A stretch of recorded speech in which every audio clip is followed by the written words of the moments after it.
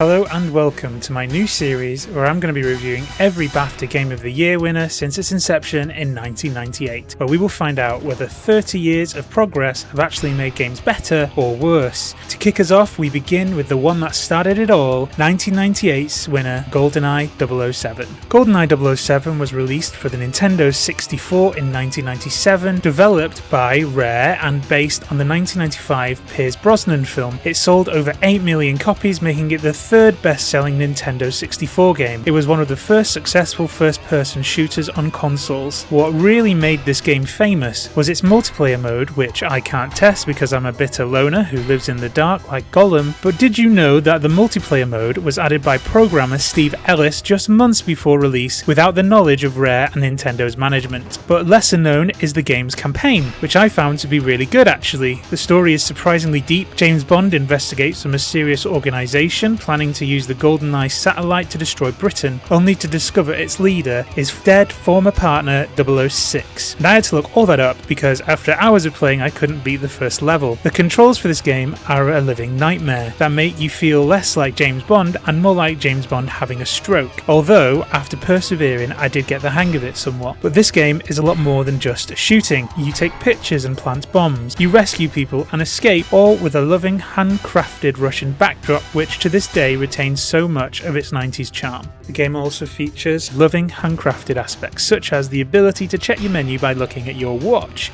The game's soundtrack is legitimately amazing and I found it very engrossing. All in all, I can see why this game was so groundbreaking for its time. However, 1998 also saw the release of Metal Gear Solid, Half-Life and Pokemon Red and Blue, which were all Game of the Year contenders in their own right. I'm going to be rating Goldeneye 007 a B+.